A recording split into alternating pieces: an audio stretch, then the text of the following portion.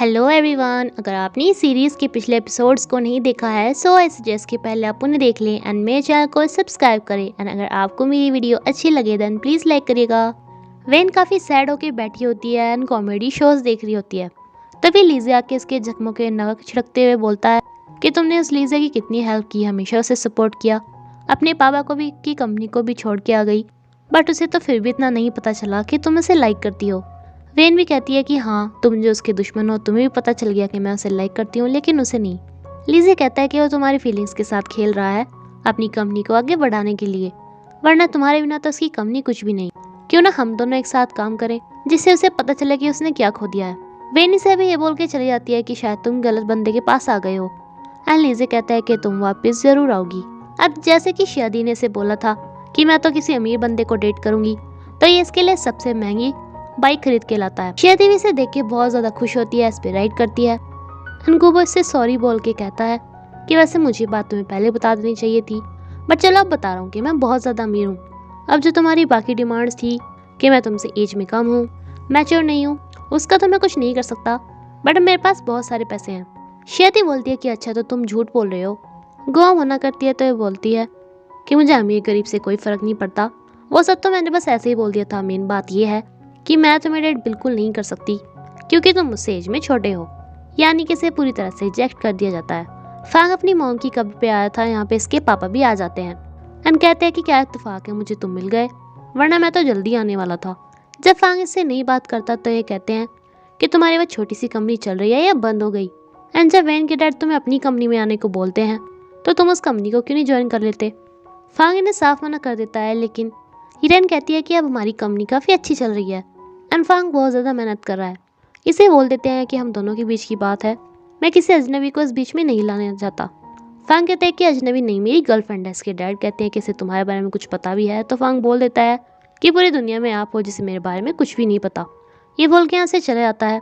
शिव अपने डैड से कहती है कि जब स्पेशल आप उससे मिलने के लिए इस टाइम पे आए थे तो झूठ बोलने की क्या ज़रूरत थी। एंड इसके डैड कहते हैं कि तुम हमेशा अपने भाई की क्यों साइड लेते हो, उसका बोलने का तरीका देखा था। ये रैन कहती है कि तुम अपने पापा को माफ़ नहीं कर सकते क्या।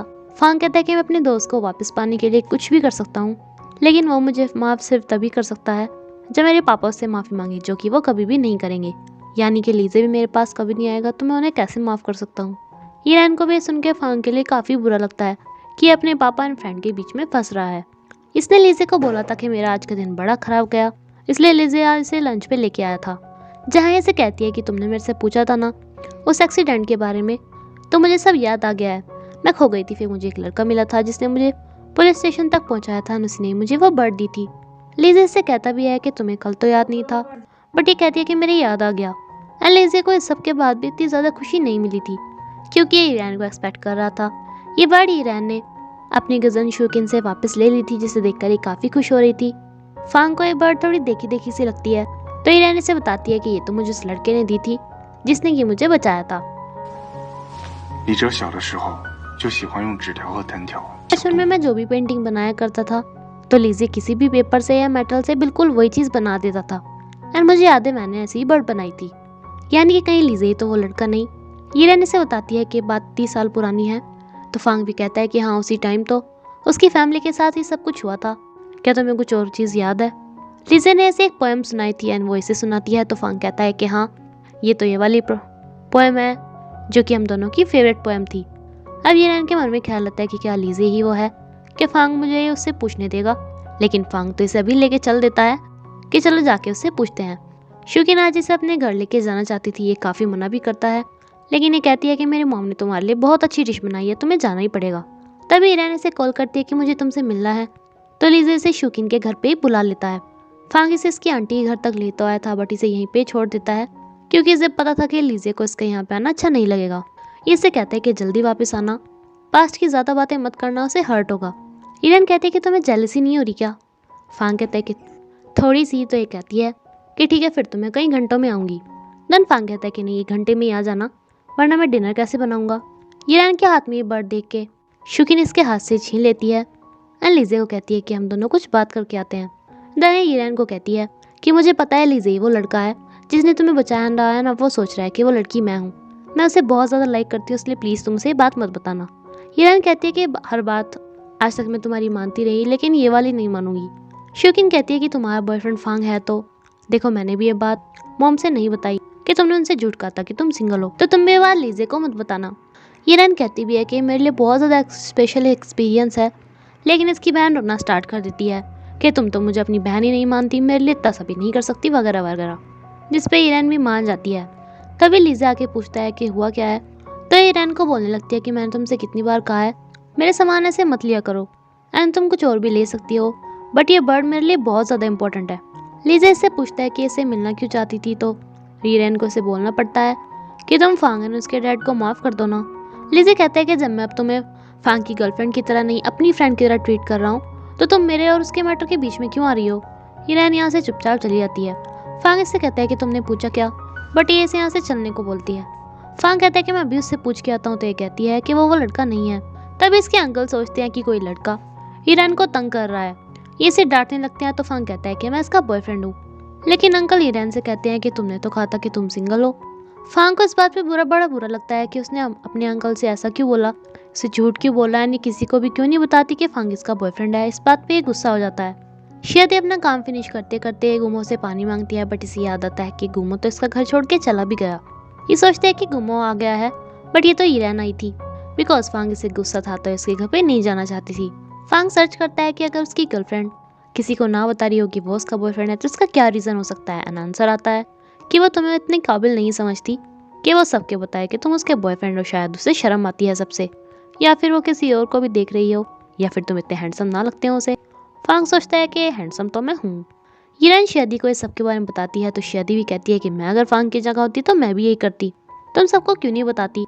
ईरान कहती है कि मुझे अपनी हैसियत ऐसी नहीं लगती कि मैं उसकी गर्लफ्रेंड बन सकूँ, वो इतना ज़्यादा अमीर है, मुझे लगता है कि हमारी रिलेशन थोड़े दिनों तक ही चलेगी, इसलिए मैं सोचती हूँ कि किसी को भी ना बताऊँ। नेक्स्ट डे फांग काफ़ी गुस्से में ऑफिस में आता है, एंड आज वेन भी ऑफिस में आई थी जो कि काफ़ी गुस्से में थी, तो ये सब सोचते हैं कि शायद इन दोनों की फाइट हुई है। ईरान फांग के पास एक फाइल पे साइन कराने जाती है, जिस पे फांग साइन नहीं करता, लेकिन जब कोई और फाइल लेके आती है तो उस पर एकदम से साइन कर देता है। इससे फांग भी ईरान भी गुस्सा होकर चली जाती है, जहाँ पे गुमो पहले से देवदास बना बैठा होता है एंड कहता है कि मैं और पैसे भी कमा सकता हूँ, मैं बॉडी भी बना लूँगा, मैच्योर भी हो जाऊँगा, बट मैं अपनी एज को ज़्यादा कैसे करूँ। अब अपनी मॉम से जाके लड़ाई नहीं कर सकता कि उन्होंने मुझे पहले पैदा क्यों नहीं किया था। तभी इन्हें मीटिंग के लिए बुला लिया जाता है, जहाँ पर ईरान पूरे टाइम फांग को घूर घूर के देख रही थी। गुमो इसे कहता है कि इतना भी, मतलब वो इसे मैसेज करता है कि इतना भी घूर घूर के मत देखो, तुम्हारी आंखें बाहर आ जाएंगी। इन दोनों की ऐसे ही चैटिंग हो रही होती है। फांग भी सबको कुछ समझा रहा होता है एंड ये अपनी कंपनी के ग्रुप में इसकी डिटेल्स भेजता है। गुमो ईरान को मैसेज लिखता है कि मैं तुम्हें पहले ही वार्न कर रहा हूँ, फांग को इतना मत घूरो, सबको पता चल जाएगा। लेकिन ये मैसेज इसने ग्रुप में ही भेज दिया था, जिसपे वेन अपना फोन पटक के मारती है। बट फांग एकदम से सबको बताता है कि इस मीटिंग के लास्ट बात मैं तुम्हें बताना भूल गया कि ईरान मेरी गर्लफ्रेंड है, एंड ईरान को लेके यहाँ से चला जाता है। गुमो को बड़ा बुरा लगता है कि ये आज इसने क्या कर दिया। फांग इससे कहता है कि तुम्हें सबसे शर्म आती है कि बोलते हुए कि मैं तुम्हारा बॉयफ्रेंड हूँ, क्या मैं इतना बुरा हूँ। एंड तुमने फिर से एक झूठ बोला, तो अपनी फैमिली से, अपनी कोवर्कर से ये सब क्यों नहीं बताती। ईरान कहती है कि मैंने तुमसे पहले ही बोला था ना कि किसी को नहीं बताना। इस पे फांग यहाँ से गुस्से में चला जाता है, जहाँ पे एक तरफ वेन काफ़ी ज़्यादा सैड हो रही थी, तो दूसरी तरफ इसका एक कलीग बातें बना रहा होता है कि ईरान शायद पैसों के लिए फांग के साथ है, अब तो शायद वो प्रेग्नेंट भी हो जाए, जिससे कि उसकी शादी फांग के साथ हो जाए। ईरान इसे आके कुछ बोलती है कि वैन आके ने बोलती है कि गॉसिप्स के अलावा तुम्हारे पास और कोई काम नहीं है क्या। एंड ईरान को साइड में ले जाके बोलती है कि तुम कितने पैसे लोगी फांग को छोड़ने के। ईरान कहती है कि कितने भी नहीं, मुझे कुछ नहीं चाहिए। वेन इसे काफ़ी कुछ प्रवचन सुनाती है कि तुम्हारे आने के बाद फांग बहुत ज़्यादा बदल गया है, वगैरह वगैरह, तुम रिज़ाइन दे दो, मैं तुम्हारी इससे भी अच्छी जॉब लगवा दूंगी। लेकिन ईरान बोल देती है कि मैं तो इस कंपनी से तब तक नहीं जाऊंगी जब तक फांग मुझे यहाँ से ना निकाल दे। गुमो को शायद सज़ा दे रही होती है कि उसने ये बात पब्लिक कैसे कर दी, सबको बता दिया कैसे। गुमो कहता है कि अच्छी तो बात है, उसने देखो कैसे सबको बता दिया कि इसकी गर्लफ्रेंड है, अगर मैं लड़की होती ना तो मैं इससे एकदम से शादी कर लेती। लेकिन ईरान तो पता नहीं कैसी है। शादी कहती है कि हाँ अब भी तुम्हारे पास मौका है तो कर लो ना फांग से शादी। बट गुमो बोल देता है कि मेरे भी कुछ प्रिंसिपल्स हैं, मैं अपनी फ्रेंड ईरान के बॉयफ्रेंड के साथ कैसे शादी कर सकता हूँ। शादी इसे दोबारा से पानी में डुबकियाँ लगाने को बोल देती है। गुमो बोलता है कि मैंने अच्छा ही तो किया, सबको बता दिया, अब सबको पता है कि तुम उसकी गर्लफ्रेंड हो तो कोई भी उसे डेट करने की सोचेगी भी नहीं। ईरान इसे काफ़ी सुना रही होती है कि तुम्हें हमारे मैटर में इन्वॉल्व होने की कोई ज़रूरत नहीं है। बट अब की बार शादी बोल देती है कि उसने तुम्हारी हेल्प भी तो की, तुम उसे ऐसे कैसे डांट रही हो। ईरान कहती है कि वाह, अभी तो तुम उसे पनिशमेंट दे रही थी। तो शादी कहती है कि हाँ सिर्फ मैं इसे डांट सकती हूँ, कोई और नहीं। जिस पे गुमो काफ़ी खुश हो जाता है। ये सोचती है कि मैंने ये क्या बोल दिया। ईरान फांग के घर के बाहर थी क्योंकि इसे अपना सामान फांग के घर से लेके आना था। इसलिए शियो को बोलती है कि वो किसी तरह फांग को घर से बाहर निकाले जिससे अपना सामान ला सके। फांग से मिलने वेन आती है जिसने क्या थोड़ी ड्रिंक कर रखी थी। एनी से पूछती है कि तुम मुझ में से या ईरान में से किसी एक को चूज़ करो। फांग कहते हैं कि मुझे क्या ज़रूरत है तुम दोनों में से चूज़ करने की। तो ये बताती है कि मैं तुम्हें प्यार करती हूँ, मैंने तुम्हारे लिए इतना सब कुछ किया, मैं अपनी पापा की कंपनी को छोड़ के भी आ गई सिर्फ इस वेट से कि कभी तो तुम्हें मेरी फीलिंग्स का पता चलेगा। फांग से कहता है कि मैं तुम्हें सिर्फ अपना बेस्ट फ्रेंड मानता हूँ। वेरी हैन की इंसल्ट करनी स्टार्ट कर देती है कि वो सिर्फ एक असिस्टेंट है वगैरह वगैरह। तो ये भी बोल देता है कि मैं तुम्हें फ्रेंड मानता हूँ, इसलिए प्लीज़ मेरी गर्लफ्रेंड के बारे में ये सब मत बोलो, वरना मैं कुछ ऐसा बोल दूंगा जो कि मुझे नहीं बोलना चाहिए। वेन कहती है कि अच्छा तो तुम मुझे अबैंडन कर रहे हो, अपने से भी और अपनी कंपनी से भी। फांग कहता है कि मैं ऐसा कुछ भी नहीं कर रहा, लेकिन अगर तुम मेरी कंपनी को छोड़ के जाना चाहती हो तो मैं तुम्हारे डिसीजन की रिस्पेक्ट करता हूँ। वेन इसे गुस्से में बोल के चली जाती है कि आज मुझे पता चल गया कि तुम्हारे अंदर मेरे लिए कितनी अहमियत है। शीर को मैसेज करती है कि मैंने फांग को बाहर भेज दिया। एन वैन बैठी हुई पुराने दिनों को याद कर रही होती है जब फांग ने इसके बर्थडे पे इसे गिफ्ट दिया था। एन इसे उम्मीद थी कि कभी ना कभी तो फांग इसका बॉयफ्रेंड बनेगा ही, लेकिन आज जो बात उस पर काफ़ी ज़्यादा टूट गई थी। इसीलिए ये लीजी से फ़ोन करती है कि क्या तुम्हारा प्रपोजल अभी मेरे लिए है क्या। ये अपना सामान वापस लेने आती है, लेकिन फांग तो यहीं पे था, ये कहीं पे गया ही नहीं था क्योंकि शियो ने उसे मैसेज किया था कि यहाँ पर आ रही है, कहीं भी मत चले जाना, उसे मना लेना। फांग अब इसे रोक लेता है, यहाँ से नहीं जाने देता। इससे पूछता है कि आखिर हुआ क्या है। तो ये भी बता देती है कि मुझे अपनी किस्मत पे यकीन नहीं है, कहाँ मैं हूँ एंड कहाँ तुम हो, ये सब मेरे लिए एक सपना है। फांग कहता है कि मैं भी तो तुम्हारे जैसा ही हूँ, मुझ में इतनी सारी कमियाँ हैं लेकिन फिर भी तुम मुझे संभाल रही हो ना, मुझे भी ये डर लगता है कि कहीं तुम मुझे छोड़ के ना चली जाओ। दन ये सब बोल के इसे मना ही लेता है। नेक्स्ट डे से वेन दोबारा मिलने के लिए आती है जो कि काफ़ी कूल रिएक्ट करती है, जैसे कुछ हुआ ही ना हुआ। इसे कहती है कि वो सब मैंने ड्रिंक करके बोल दिया था, मुझे पता है मैं ईरान से जेलस कर रही थी, लेकिन अब मैं ऐसा बिल्कुल भी नहीं करूँगी, मैं तुम्हें फोर्स नहीं कर सकती मुझसे प्यार करने के लिए। फांग भी कहता है कि मैंने भी ऐसे ही बोल दिया था, वरना मुझे तुम्हारी और इस कंपनी को भी तुम्हारी बहुत ज़्यादा ज़रूरत है। इनके नए प्रोजेक्ट को एक मैन्युफैक्चरिंग कंपनी की ज़रूरत थी, तो वेनी इसे सलाह देती है कि क्यों ना हम ऑक्शन करें। फांग इस पर मान जाता है। इसे कहती है कि क्या इस काम के लिए तुम ईरान को मेरी असिस्टेंट बना सकते हो। एंड फांग इस पर मान जाता है। शादी नोटिस करती है कि इससे छुप के कोई देख रहा है। इसे लगता है कि कहीं ये गुम हो तो नहीं, बट फ़ोन करके इससे पता चलता है कि वो तो कंपनी में है। जिसे कहते हैं कि मैंने तो बस ये पूछने के लिए फ़ोन किया था कि मैंने अपने स्केचेस पता नहीं कहाँ पे रख दिए। फांग इसे हॉट स्प्रिंग बाथ वाले होटल में लेके आया था, जिस पे ईरान इसे बताती है कि बचपन में इसकी ये विश थी। इसके अंकल जब अपनी कंपनी की तरफ से वहाँ पे जाया करते थे तो इसका भी काफ़ी मन करता था, लेकिन इसकी कज़न इससे पहले ही टंग लिया करती थी, इसलिए इसे अपने अंकल को बोलना पड़ता था कि मेरा तो वहाँ पे जाने का मन ही नहीं है। बट आज इसकी ये विश पूरी हो रही थी।